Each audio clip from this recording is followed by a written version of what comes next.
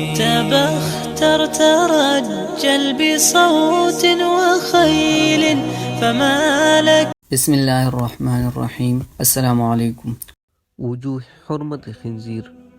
اس بات کا کسی کو علم نہیں کہ یہ جانور اول درجے کا نجاست خوار بے غیرت و دیوس ہے۔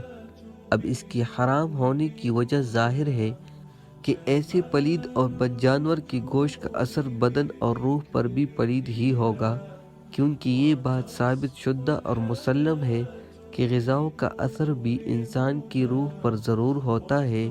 بس اس میں کیا شک ہے کہ ایسے بت کا اثر بھی بد ہی ہوگا، جیسے کہ یونانی طبیبوں نے اسلام سے پہلے بھی یہ رائے ظاہر کی ہے کہ اس جانور کا گوشت بالخاصہ حیا کی قوت کو کم کر دیتا ہے اور دیوسی کو بڑھاتا ہے۔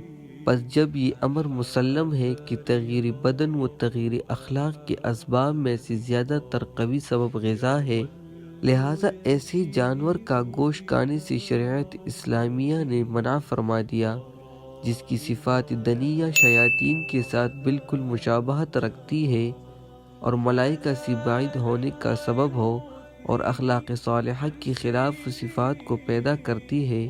خنزیر یعنی خوک نجاست کی طرف بہت مائل ہے، خصوصاً انسان کا فضلہ یعنی برات اس کی خوراک ہے۔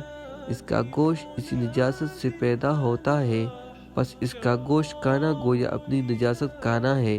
نیز اس کا گوشت کھانے سے انسان پر فوراً سوداوی امراض حملہ آور ہوتے ہیں۔